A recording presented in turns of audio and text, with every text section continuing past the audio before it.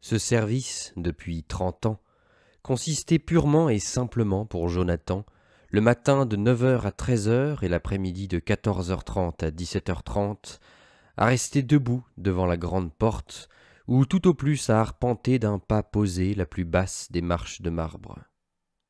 Vers 9h30, ainsi qu'entre 16h30 et 17h, il y avait une petite diversion provoquée par l'arrivée ou bien le départ de la limousine de M. Rödel, le directeur. Il s'agissait alors de quitter sa faction sur la marche de marbre, de longer rapidement, sur 12 mètres environ, la façade de la banque jusqu'au porche qui donnait accès à la cour intérieure, d'en ouvrir la lourde grille de fer, de porter la main à la lisière de sa casquette en un respectueux salut, et de faire entrer la limousine. Une procédure analogue pouvait aussi se dérouler en début de matinée ou en fin d'après-midi, quand se présentait la camionnette blindée bleue de la Brinks pour les transports de fonds. Ce véhicule aussi exigeait qu'on ouvrît la grille. Ses occupants aussi avaient droit à un salut, mais ce n'était pas le salut respectueux, la main bien tendue portée à la lisière de la casquette.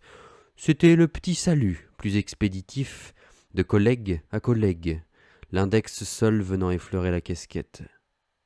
À part cela, il ne se passait rien.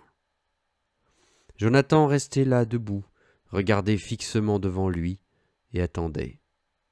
Parfois, il regardait ses pieds. Parfois, il regardait le trottoir. Parfois, il regardait le café de l'autre côté de la rue. Parfois, sur la plus basse des marches, il faisait 7 pas vers la gauche et 7 pas vers la droite.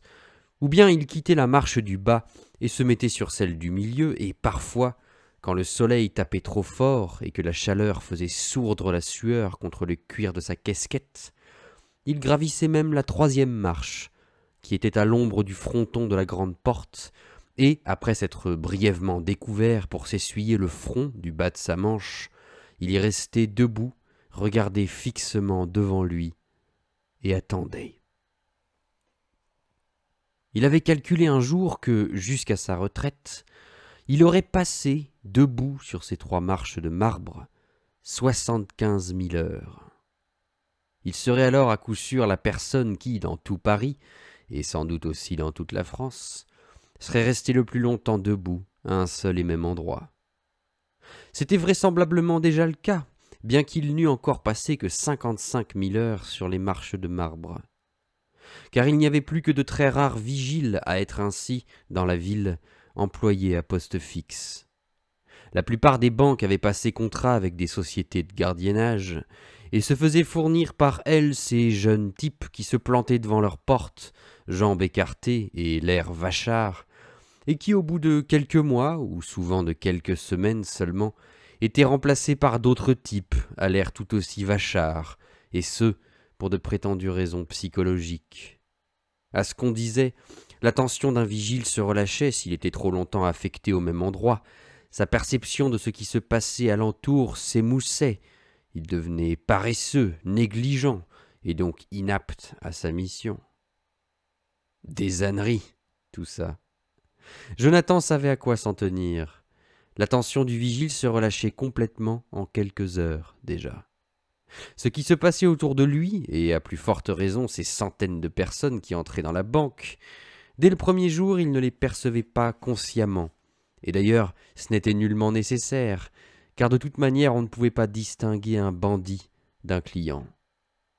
Et même si le vigile en avait été capable et s'était jeté au-devant du bandit, il se serait fait abattre et supprimer bien avant d'avoir même pu déboutonner l'étui de son pistolet, car le bandit possédait sur le vigile l'avantage irrattrapable de la surprise.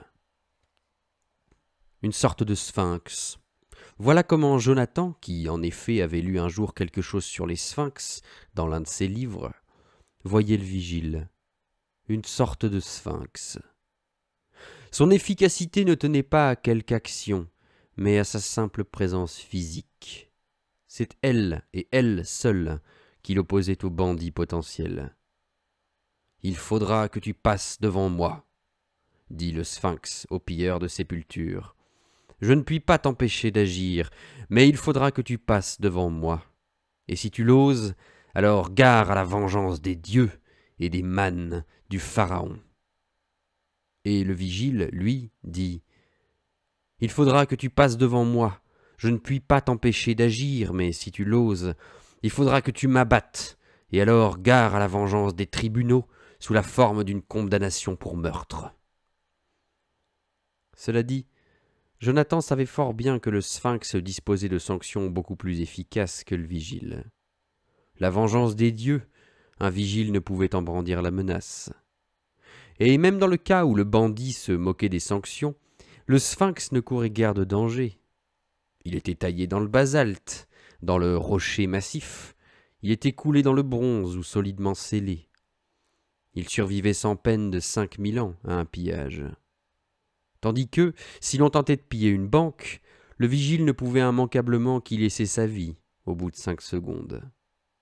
Et cependant, ils se ressemblaient, trouvait Jonathan, le sphinx et le vigile, car leur pouvoir, à l'un comme à l'autre, n'était pas d'ordre instrumental, mais d'ordre symbolique. Et c'est avec la conscience de ce pouvoir symbolique, qui faisait toute sa fierté et tout son amour-propre, qui lui donnait énergie et endurance, qui le cuirassait mieux que l'attention, que son arme, ou bien le ver blindé, que Jonathan Noël se tenait sur les marches de marbre de la banque et y restait en faction depuis bientôt 30 ans, sans éprouver ni peur, ni doute, ni le moindre sentiment d'insatisfaction, et sans prendre l'air vachard jusqu'à ce jour.